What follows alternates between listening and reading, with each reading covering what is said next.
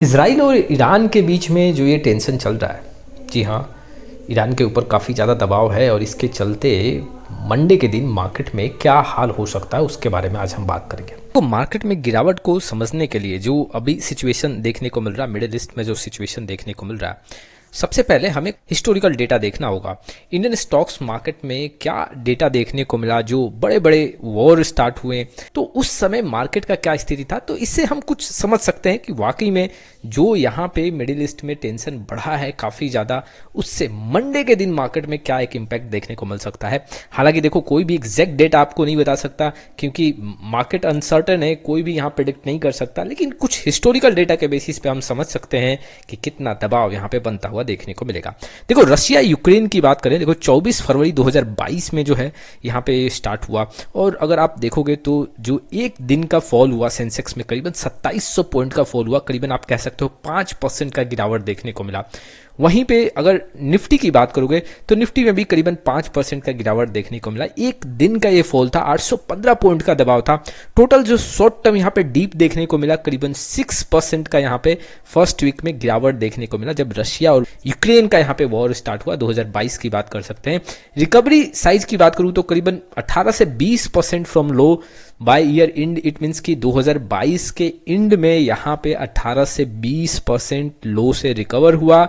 यहाँ पे जो समय लगा, करीबन कुछ मंथ का समय लगा रिकवर होने में। गाजा वॉर की बात करें 2023 में 7 अक्टूबर 2023 में यहाँ पे जो वॉर स्टार्ट हुआ, करीबन 483 पॉइंट का गिरावट सेंसेक्स में देखने को मिला है, जो एक दिन का गिरावट था 0.70%। यहाँ पे जो निफ्टी की बात करूँ तो करीबन यहाँ भी 0.70% का गिरावट देखने को मिला।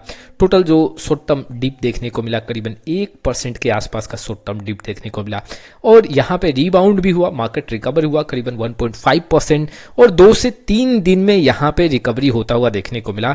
देखो, इंडिया और पाकिस्तान के बीच में 2025 में जो यहाँ पे टेंशन देखने को मिला, मई 2025 की बात करूं तो यहाँ पे 880 पॉइंट का गिरावट सेंसेक्स में एक दिन देखने को मिला, करीबन 1.1% का दबाव देखने को मिला और निफ्टी में भी वही हाल रहा और टोटल जो शॉर्ट टर्म डीप देखने को मिला करीबन 1 से 2% के बीच में।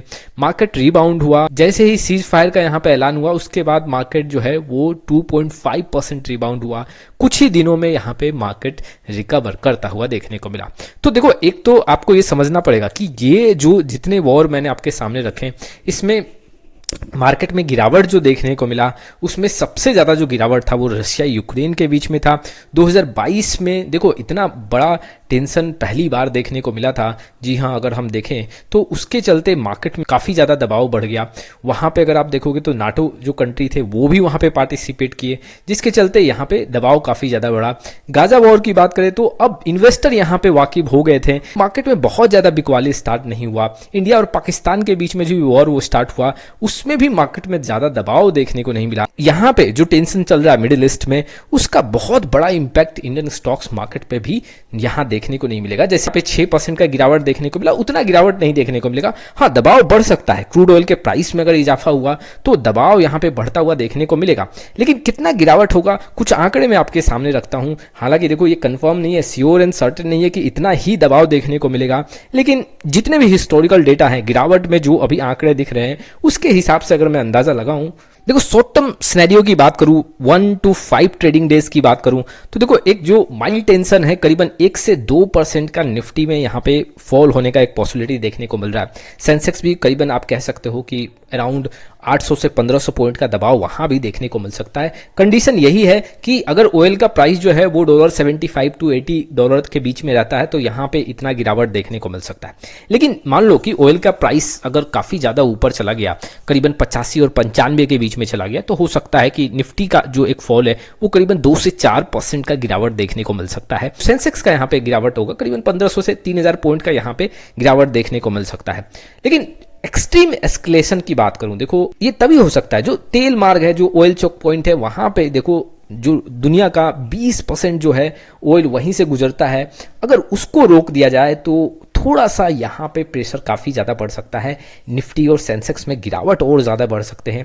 देखो, अगर देखा जाए तो ये जो रास्ता है यहाँ पे भारत जो है अपना करीबन 85% तेल इसी रास्ता से आयात करता है। इसका बड़ा हिस्सा इसी रूट से आता है और इसीलिए यहाँ पे अगर मान लो ये रास्ता डिस्टर्ब हुआ तो गिरावट ज़्यादा देखने को मिल सकता है। लेकिन फिलहाल ऐसा नहीं लग रहा है कि इतना बड़ा गिरावट देखने को मिलेगा। यहाँ पे हो सकता है कि 1 से 2% का यहाँ पे प्रेशर बने और मार्केट विद इन 1 वीक यहाँ पे रिकवर होता हुआ भी देखने को मिले। तो ये कुछ इन्फॉर्मेशन थे जो इन्वेस्टर के लिए इंपॉर्टेंट थे। आपका क्या राय है इस वीडियो को लेकर कमेंट बॉक्स में जरूर आए।